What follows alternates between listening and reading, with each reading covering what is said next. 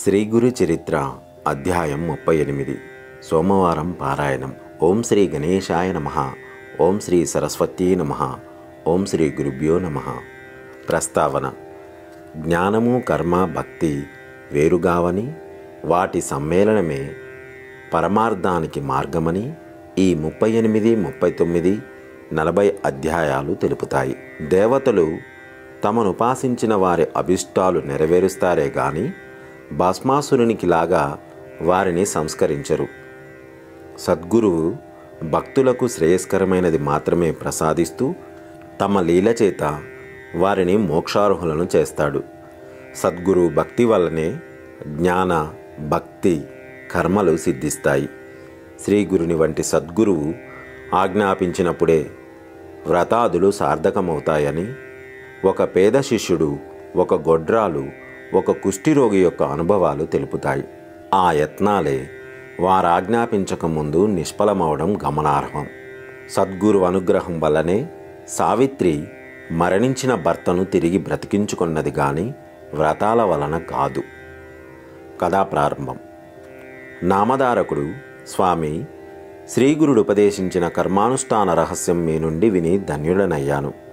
ఇక దయచేసి అటుపై జరిగిన శ్రీగురుని వృత్తాంతం తెలపండి అని వేడుకున్నాడు. సిద్ధయోగి ఇలా చెప్పసాగారు: నాయనా, నీ వంటి గురుభక్తుడు శ్రోత లభించినందువల్లనే శ్రీగురు చరిత్ర తనివితీరా స్మరించుకునే భాగ్యం నాకు కూడా కలిగింది. శ్రీగురుని కీర్తి అన్ని దిక్కులా వ్యాపించడం వలన శ్రీమంతులైన గురుభక్తులెందరో గంధర్వనగరం వచ్చి వారికి భిక్ష, వారి ప్రీతి కోసం బ్రాహ్మణ సంతర్పణలు చేస్తుండేవారు. ఒకసారి కాశప గోత్రానికి చెందిన భాస్కర శర్మ అనే పేద బ్రాహ్మణుడు వచ్చాడు. అతడు తనతో ముగ్గురికి మాత్రమే సరిపడే ధాన్యము మొదలైనవి మూటగట్టుకొని తెచ్చి శ్రీగురునికి నమస్కరించాడు. కానీ ఆ రోజు అందరితో పాటు అతన్ని కూడా ఎవరో భక్తులు సంతర్పణకు ఆహ్వానించారు. అతడు తాను తెచ్చుకున్న మూట మఠంలో ఒక మూల ఉంచి భోజనానికి వెళ్ళాడు. రోజు ఇలానే జరుగుతూ ఉండడం వలన 3 మాసాలు ఇలాగే గడిచింది. అతనిని చూచిన బ్రాహ్మణులందరూ, ఏమయ్యా బ్రాహ్మణుడా, నీవు వచ్చిందెందుకు, చేస్తున్నదేమిటి? నీవు భిక్ష ఇవ్వడానికి ముహూర్తం ఇంకా కుదరలేదా? పోనీలే, ఇక్కడ జరుగుతున్న సంతర్పణలో భోజనం చేసి ఇప్పుడు లావెక్కావు. నీకు ఇంటి వద్ద కంటే ఇక్కడే బాగున్నట్లున్నది, నీకు సిగ్గు వేయడం లేదా అని ఎగతాళి చేయసాగారు. పాపమా భాస్కర శర్మ కొంతకాలం తనను కానట్లు ఇదేమీ పట్టించుకోకుండా కాలక్షేపం చేస్తున్నాడు.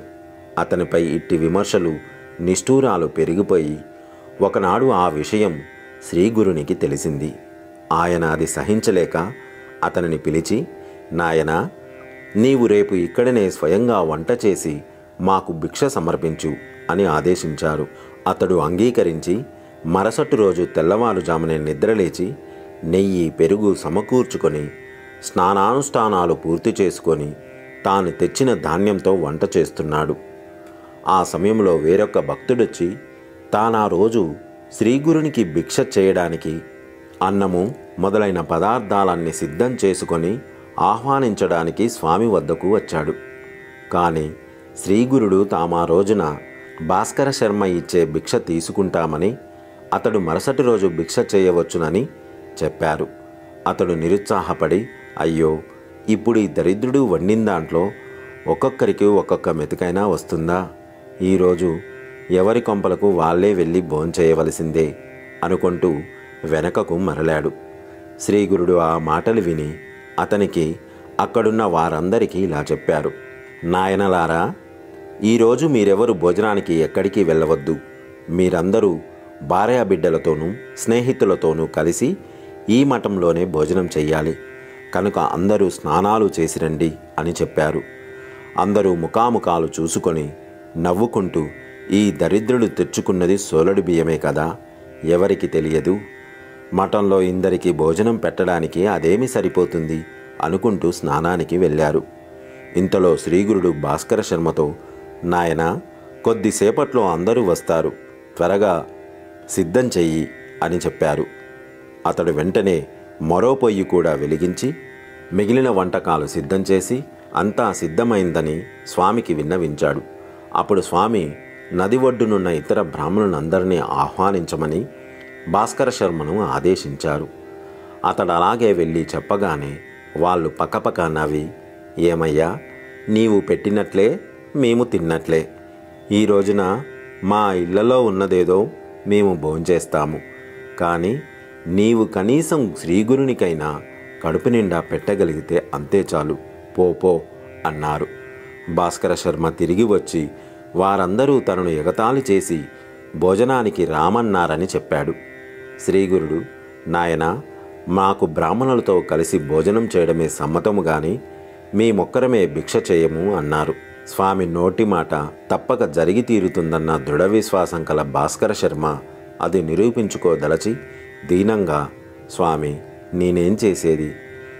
మీరు ఆజ్ఞాపించిన ప్రకారం ఎంత బలవంత పెట్టినా వారు రావడం లేదు సరిగదా, నన్ను ఆక్షేపిస్తున్నారు అన్నాడు. అప్పుడు ఆయన వెంటనే మరో శిష్యుణ్ణి పంపి నది వద్దనున్న బ్రాహ్మణులందరినీ వెంట తీసుకురమ్మని ఆజ్ఞాపించారు. అతడు పరుగున పోయి శ్రీగురుని ఆజ్ఞగా చెప్పి అందరినీ ఆహ్వానించాడు. ఇక తప్పక అందరూ మఠం చేరుకున్నారు. శ్రీగురుడు వారందరితో, బ్రాహ్మణోత్తములారా, మీరందరూ మీ భార్యబిడ్డలను తీసుకొని మఠానికి రావాలి. ఈరోజు ఇక్కడే 4000 మందికి సమారాధన చేయాలి. అందరూ విస్తళ్ళలో అన్నం కట్టుకొని తీసుకుపోవాలి అని భాస్కర శర్మతో, ఏమయ్యా చూస్తావేమిటి, లేచి నమస్కరించి అందరినీ ఆహ్వానించు అన్నారు.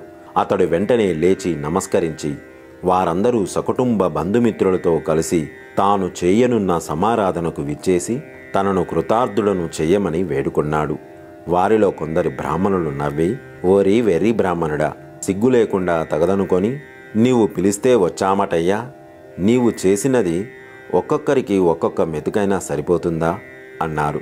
కొందరు పెద్దలు వారిని వారించి, తప్పు, అతనిని నిందించవద్దు, ఇందులో అతని దోషమేమీ లేదు, గురువు చెప్పిన ప్రకారం చేస్తున్నాడు అని మందలించారు.